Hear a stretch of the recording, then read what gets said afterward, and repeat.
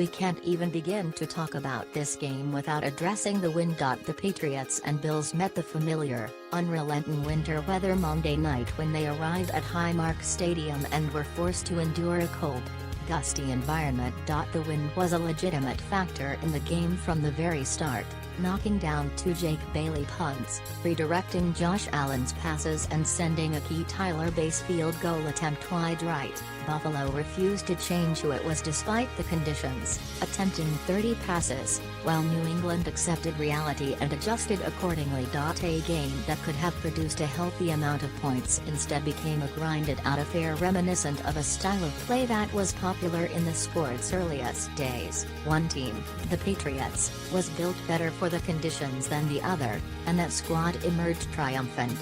Traditionalists are toasting Bill Belichick and Josh McDaniels tonight. The head coach and coordinator embraced the conditions and responded by pounding the run all night, asking rookie quarterback Mac Jones to throw the ball just once in the first half and 3 times in 4 quarters for a total of 2 completions and 19 yards. Damian Harris and Ramondre Stevenson rose to the challenge, combining to rush 34 times for 189 yards and a touchdown via a 64-yard Harris scamper on a perfectly blocked toss sweep to the left. Even in long down and distance situations, McDaniels did not relent, and one play perfectly captured the state of affairs for the Patriots when McDaniels called a QB sneak on 3rd and 5, picking up 4 yards to set up Jones for another sneak on 4th and 1, which he barely converted. New England committed to the run from the outset and wore down Buffalo's defense with a 14-play, 59-yard drive that ended in a 34-yard Nick Folk field goal and sucked the life out of Buffalo's defense. It takes a certain amount of unusual stubbornness to call a game like the Patriots did, and that stubbornness earned them a crucial victory. Buffalo needs more than Josh Allen to reach its expectations for this season. The Bills have proven to be an explosive offense with the combination of Allen and offensive coordinator Brian Daboll in the last 2 seasons, but on Monday night, they needed more from their running game to be diverse enough to move the ball effectively. They got 60 yards on 19 carries between Devin Singletary, Zach Moss and Matt Breida, which simply wasn't enough.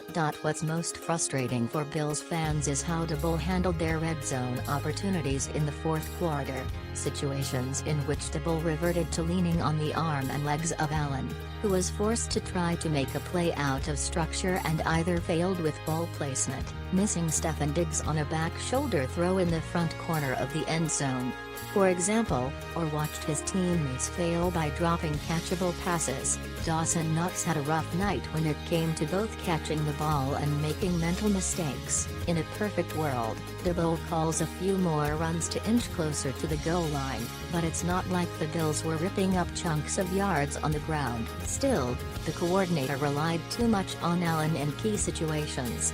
Something that isn't just exclusive to Monday night, and paid for it by only putting 10 points on the board. The Bills have a new, but familiar mental hurdle to clear. A year after the Bills watched Goliath shrink to a commoner and fade away in their rearview mirror, the big, bad Patriots are right back where they've existed for most of the last 2 decades. In front of Buffalo in the AFC East standings.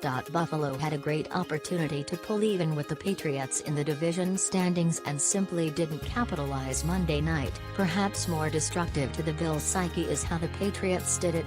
By beating them with toughness and strength at the point of attack. It's extremely rare to watch a team throw the ball 3 total times and win a game.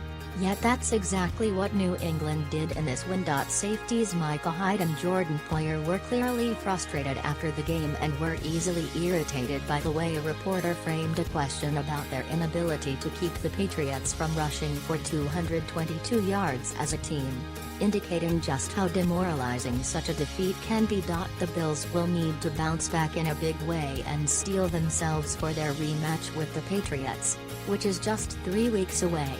The Patriots have returned to the throne of the AFC. New England has won 7 straight games and is the #1 seed in the conference, marking Belichick's 11th career 7-game winning streak as a head coach.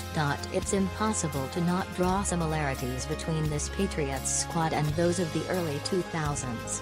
When Blickett was taking his first steps toward building a dynasty that largely dominated the NFL for nearly 2 decades. I hope everyone enjoyed that one-year lull for the Patriots, because they're certainly not going away anytime soon. It will be up to the rest of the conference to dethrone them, much like it has been since we turned the calendar to 2001. Next gen stat of the game.